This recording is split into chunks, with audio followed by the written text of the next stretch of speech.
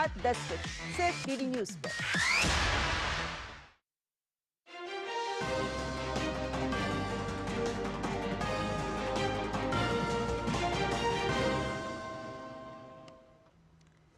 नमस्कार, समाचारों में आप सभी का स्वागत है। मैं हूं जया सिन्हा। आइए शुरुआत करते हैं इस वक्त की सुर्खियों के साथ।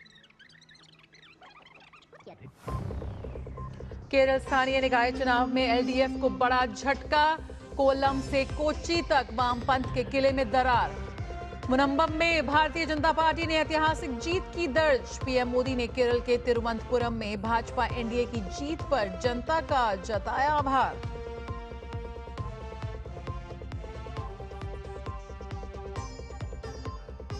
पंकज चौधरी ने उत्तर प्रदेश भाजपा अध्यक्ष पद के लिए किया नामांकन। मुख्यमंत्री योगी आदित्यनाथ, उप मुख्यमंत्री केशव प्रसाद मौर्य, ब्रजेश पाठक समेत भाजपा के कई वरिष्ठ नेता रहे उपस्थित।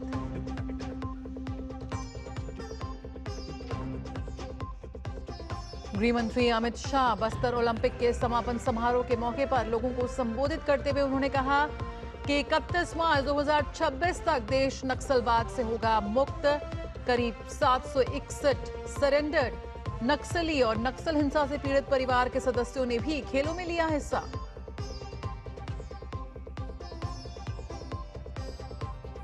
संसद पर हुए आतंकी हमले की आज 24वीं बरसी। राष्ट्रपति ने वीर शहीदों को किया नमन। उपराष्ट्रपति और प्रधानमंत्री ने संसद भवन परिसर में अर्पित की श्रद्धांजलि।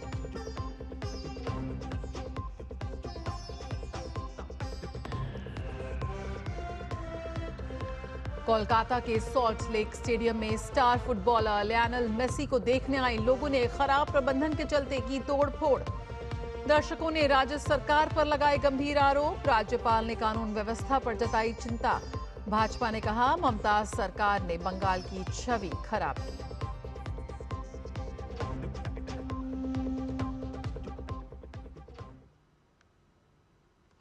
और सबसे पहले खबर केरल से। प्रधानमंत्री नरेंद्र मोदी ने केरल के तिरुवनंतपुरम में भाजपा एनडीए की जीत को ऐतिहासिक करार देते हुए जनता का आभार जताया है। उन्होंने सोशल मीडिया प्लेटफॉर्म एक्स पर #विकसिता तिरुवनंतपुरम हैशटैग के साथ संदेश साझा किया, जिसमें उन्होंने लिखा कि तिरुवनंतपुरम ने भाजपा एनडीए को जो समर्थन दिया है वे केरल की राजनीति में एक ऐतिहासिक मोड़ है।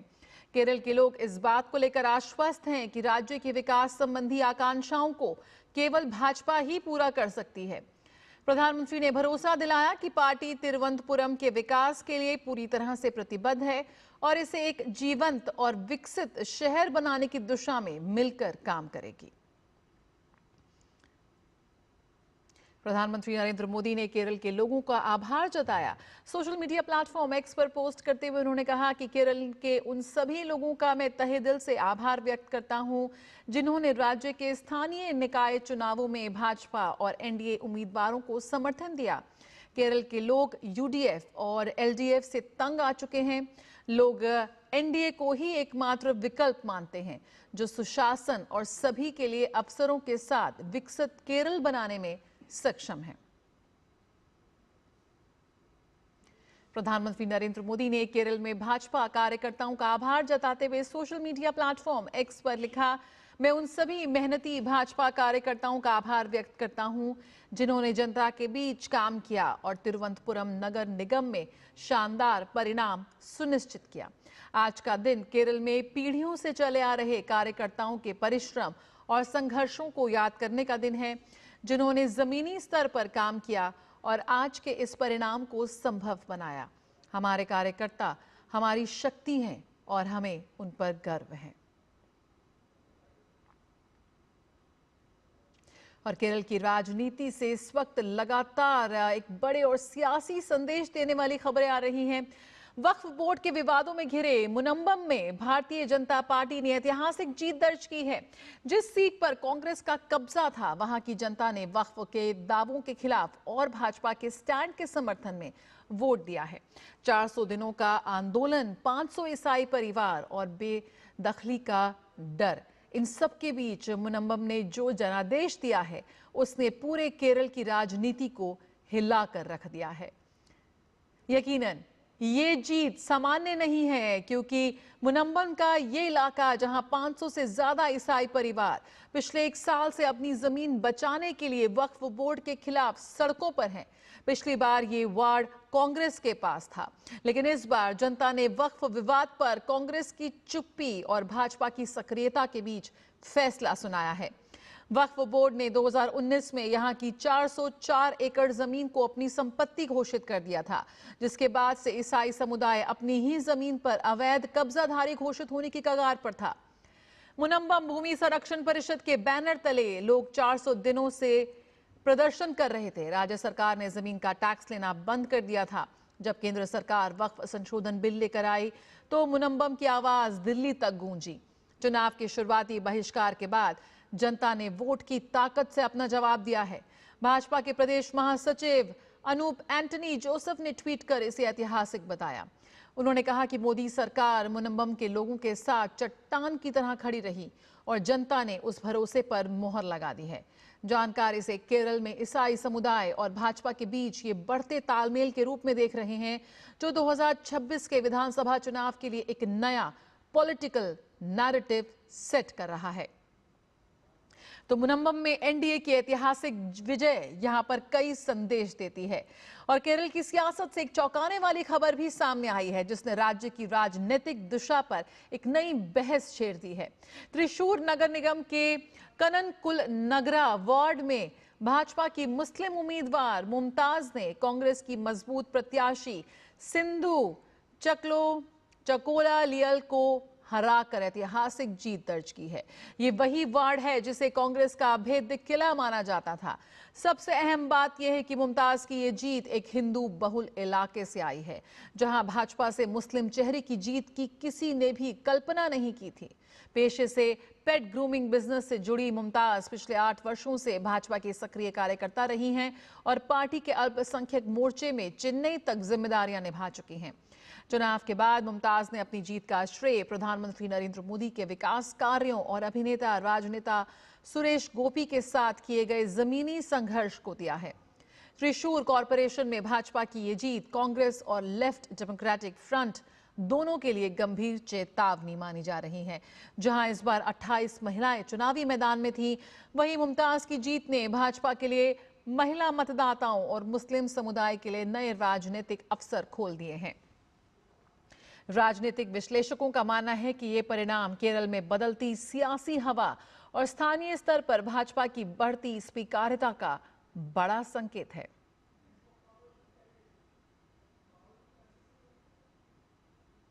वक्त एक छोटे से ब्रेक का, जल्द हाजिर होते हैं। आप बने रहिए डीडी न्यूज के साथ। यार सोच रहा हूँ पॉलिसी बाजार से टर्म लाइफ इंश्योरेंस ले लेता हूँ, ताकि मेरे बाद फैमिली को पैसों की कमी ना। तू भी ले ले यार, अभी तो यंग है यार, बाद में देखते हैं। आजा। पॉलिसी बाजार पर 0 GST के साथ अब 1 करोड़ का टर्म लाइफ इंश्योरेंस सिर्फ 400 रुपए महीने से शुरू। मेरी पसंद, मेरी पसंद, मेरी पसंद, मेरी पसंद, हमारी पसंद, हम सबकी पसंद। मजबूत देश का मजबूत सरिया होंगे स्टील।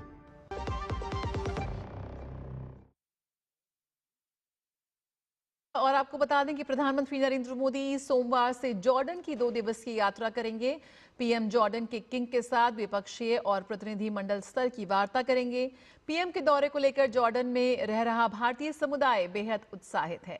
भारतवंशियों से बात की हमारे संवाददाता विशाल बैरिस्टो ने। प्रधानमंत्री नरेंद्र मोदी 2 दिन की यात्रा पर जॉर्डन आ रहे हैं और जॉर्डन में जो इंडियन डायस्पोरा है वो काफ़ी एक्साइटेड है। सबकी अलग अलग वजह है। आइए जानते हैं कि एक्साइटमेंट क्यों है और कितना है। एक्साइटमेंट तो बहुत है, पहली बार ऐसा चांस मिल रहा है उनसे मिलने का, करीब से पास में देखने का। वेरी एक्साइटेड बिकॉज पहली बार इतना क्लोज से देख रहे हैं। We have heard, we have seen lot of things what he has done for the country and the nation, so we are trying to, it's very excited to see him for the first time so close and very excited. मेरी smile कह रही है कि मैं I am very excited to see PM Modi and we are eagerly waiting. We really hope कि sir को Jordan बहुत पसंद आए। Jordan is a very nice place with such a huge crowd, Indian crowd here. So I'm sure sir will like it and we are so ready to welcome him. PM Modi से कभी मिले हो? नहीं। तो इस बार तैयारी है पूरी? हाँ। और I am very excited. Modi ji आ रहे हैं हाँ जॉर्डन में, और कभी मौका नहीं मिला उनसे मिलने का, पर इस बार हम उनसे मिलेंगे। और मेरी बच्ची Archi Shah, she performing actually that day. I am so excited and welcome to Modi. I would be performing Kathak, a semi-classical dance, and I'm really excited, but at the same time, again, I'm nervous. It's like an apprehensive feeling. But मुझे इतनी बड़ी opportunity मिल रही है, मैं बहुत खुश हूँ। अब मेरी लिए इतनी बड़ी opportunity है, मैं अपना talent showcase कर पा रही हूँ। So I'm really delighted to have Mr. Modi Modi Modi Modi Modi. तो आपने देखा कि एक इंडियन डायस्पोरा है, करीब 20,000 लोग यहाँ पर रहते हैं, लेकिन एक्साइटमेंट जो है वो बहुत ज़बरदस्त है। कैमरामैन आशीष और प्रमोद के साथ मैं विशाल बेरिस्टो, डीडी न्यूज़, जॉर्डन। और अब बात करें तो यूपी में भाजपा प्रदेश अध्यक्ष पद के लिए केंद्रीय मंत्री पंकज चौधरी ने नामांकन पत्र दाखिल कर दिया है। इस अवसर पर उनके साथ मुख्यमंत्री योगी आदित्यनाथ, उप मुख्यमंत्री केशव प्रसाद मौर्य, ब्रजेश पाठक समेत पार्टी के कई वरिष्ठ नेता उपस्थित रहे। आइए एक नजर डालते हैं पंकज चौधरी के राजनीतिक सफर पर। तो आपको बताएं तो पंकज चौधरी का जन्म गोरखपुर के घंटाघर हरबंश गली स्थित घर में 20 नवंबर 1964 को हुआ था। पंकज चौधरी ने एमपी इंटर कॉलेज और गोरखपुर विश्वविद्यालय से स्नातक तक की शिक्षा ग्रहण की। पंकज चौधरी ने अपने राजनीतिक जीवन की शुरुआत 1989 में गोरखपुर नगर निगम में पार्षद का चुनाव लड़ने से की थी। पार्षद का चुनाव जीतने के बाद वे नगर निगम के उप सभापति चुन लिए गए। 1989 में ही गोरखपुर से कटकर अलग महाराजगंज जिला बनने के बाद पंकज चौधरी ने महाराजगंज को अपनी राजनीति का केंद्र बनाया।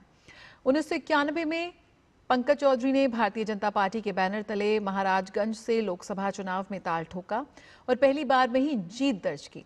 उसके बाद पंकज चौधरी ने पीछे मुड़कर नहीं देखा। पंकज चौधरी ने महाराजगंज लोकसभा क्षेत्र को 2024 में लगातार 7वीं बार भारतीय जनता पार्टी के टिकट से लोकसभा सदस्य चुने गए। वर्ष 2021 से वे प्रधानमंत्री मोदी के केंद्रीय मंत्रिमंडल में वित्त राज्य मंत्री का पद संभाल रहे हैं।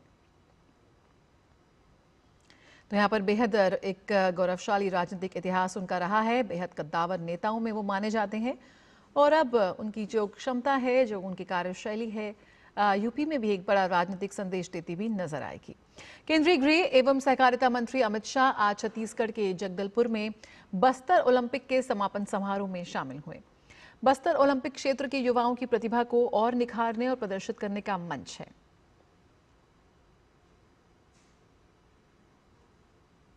कार्यक्रम को संबोधित करते हुए 31 मार्च 2026 को देश नक्सलवाद से मुक्त हो जाएगा, ये बात उन्होंने दोहराई। साथ ही उन्होंने कहा कि वह स्वयं नक्सल मुक्त बस्तर की योजना को अंजाम तक पहुंचाने के लिए दिन रात कार्य कर रहे हैं। हमने तय किया था कि 31 मार्च 2026 के पहले समग्र देश से ये लाल आतंक को खत्म कर देंगे और आज बस्तर ओलंपिक 2025 में हम इसके कगार पर खड़े हैं। भाइयों बहनों, मैं 2024 में भी आया था, 25 में भी आया हूं और 26 में भी आऊंगा, ये मेरा वादा है। परंतु जब बस्तर ओलंपिक 2026 में नवंबर दिसंबर में मैं आऊंगा, तब समग्र भारत और छत्तीसगढ़ से ये लाल आतंक नक्सलवाद समाप्त हो गया। अमित शाह ने कहा कि बस्तर ओलंपिक में एक टोली सरेंडर किए हुए नक्सल युवाओं की भी थी और नक्सलवाद से जुड़े 700 से ज्यादा युवा खेल के रास्ते पर आए हैं। उन्होंने कहा यह देखकर खुशी हुई कि परेड में शांति के प्रतीक सफेद झंडे के साथ सरेंडर किए हुए खिलाड़ी आए हैं। अमित शाह ने कहा शांति ही विकास का रास्ता प्रशस्त कर सकती है। इस 700 खिलाड़ी जो नुआ बांट के खेले हैं, इस समग्र देश के लिए एक बहुत बड़ा उदाहरण है। वो भय की जगह आशा को चुने हैं, विभाजन की जगह एकता का रास्ता चुने हैं, और विनाश की जगह विकास का रास्ता चुने हैं। और यही है नए भारत की मोदी जी की संकल्पना, विकसित बस्तर की करना। राष्ट्रपति द्रौपदी मुर्मू ने संसद भवन परिसर पर हुए कायराना आतंकी हमले की 24वीं बरसी पर शहीदों को श्रद्धांजलि अर्पित की। उन्होंने सोशल मीडिया प्लेटफॉर्म एक्स पर पोस्ट कर लिखा, वर्ष 2001 में आज ही के दिन संसद की रक्षा करते हुए प्राणों की आहुति देने वाले वीर नायकों को राष्ट्र नमन करता है। उनकी वीरता और कर्तव्य निष्ठा हमारी राष्ट्रीय भावना को निरंतर प्रेरित करती रहेगी। देश उनके और उनके परिवारों का ऋणी रहेगा। आज के दिन हम आतंकवाद के सभी रूपों से लड़ने के लिए भारत की प्रतिबद्धता की पुष्टि करते हैं।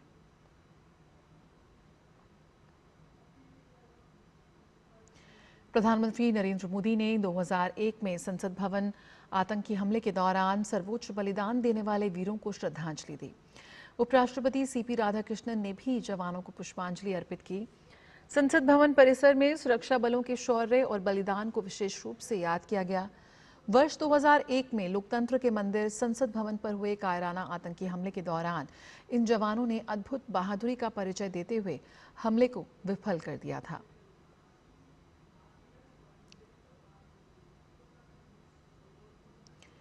और कोलकाता के सॉल्ट लेक स्टेडियम में लायनल मेसी को देखने आए फुटबॉल फैंस की नाराजगी भी देखने को मिली। फैंस ने कार्यक्रम के खराब प्रबंधन का आरोप लगाते हुए तोड़फोड़ की। मेसी के स्टेडियम से जल्दी जाने से नाराज फैंस ने स्टेडियम के स्टैंड से बोतलें और कुर्सियां ग्राउंड में फेंकनी शुरू कर दी। इसके चलते अर्जेंटीना के फुटबॉल सुपरस्टार लायनल मेसी का स्टेडियम के ग्राउंड में चारों तरफ घूमकर फैंस का अभिवादन करने का कार्यक्रम रद्द कर दिया गया। स्टेडियम में बिगड़ते हालात को देखकर मेसी को वहां से कड़ी सुरक्षा में निकाल लिया गया।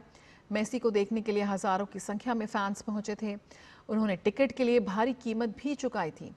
फैंस ने मेसी के कम समय के लिए स्टेडियम में रुकने पर निराशा जताई। साथ ही साथ उन्होंने कहा कि सभी नेता और मंत्री उनके चारों ओर जमा थे, जिसके कारण हम कुछ भी नहीं देख पाए।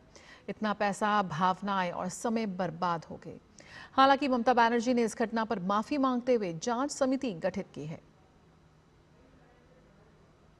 मेरे साथ जो लोग गया था वो लोग बोला मेसी को 5 मिनट भी देख नहीं पाया, सब घेर के रखा था। मेसी फुटबॉल वो टच भी नहीं किया था। और he got furiated about the management and he left the stadium with utmost disappointment. He's overprotected. There are 3 or 4 like circles around him, and he was like that. He was not using a single speech. He was just like what, swinging his hand and like that. Can't see anything at there. Only the people, elite people of Calcutta were there. They got their photograph clicked, and that's it. So many children, small children coming from at say 7 o'clock in the morning, and they couldn't see anything. So very bad management, and should be called off. This is the pathetic experiment. This is the very poor organizer. I think my small kid was there, so he has come up with so excitement. But this is something which actually we never imagined from Kolkata. तो fans काफी नाराज हैं। पश्चिम बंगाल के राज्यपाल CV आनंद बोस ने football खिलाड़ी के Kolkata event में हुई अफरा तफरी पर कड़ी नाराजगी जताई। उन्होंने कहा कि बंगाल के फुटबॉल प्रेमियों और खिलाड़ियों के लिए ये अपमान की बात है। कार्यक्रम को खराब प्रबंधन का नतीजा बताते हुए राज्यपाल ने कहा कि कल रात को भी हमने प्राधिकारियों को कुछ एहतियाती कदम उठाने के निर्देश दिए थे। Bengal is shocked. India is aghast. The sports world is benumbed. Seeing the pell-mell that took place in Salt Lake Stadium today. The visit of the football icon Messi has been used by the organizers for self-seeking monetary benefit for them. Football has been made into a commodity for the private gains of certain people. Yesterday, I had anticipated certain things here based on certain information which was received from the common man who called me. Then, instructions were given to government to take certain preventive steps. None of the steps seem to have been taken in this respect. Now, what is to be done? We had to call a spade a spade. Now it's a square issue squarely drawn. Order a judicial inquiry into the incident. राज्यपाल CV आनंद बोस ने आयोजकों की गिरफ्तारी, ticket का पैसा लौटाने, न्यायिक जांच और लापरवाह पुलिस अधिकारियों पर कार्रवाई की बात कही। उन्होंने कहा कि फुटबॉल स्टार मेसी के नाम पर आम लोगों की भावनाओं से खिलवाड़ किया गया है, जो अस्वीकार्य है। Immediately arrest the organizer. Refund the money to the common men who paid for the tickets.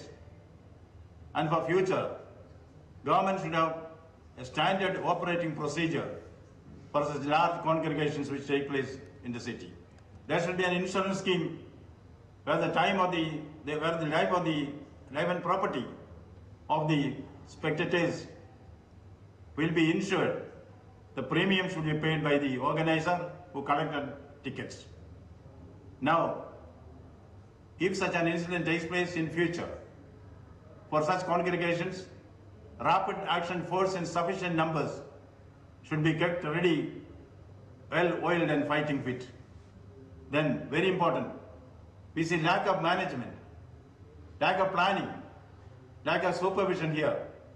These things are to be taken care of.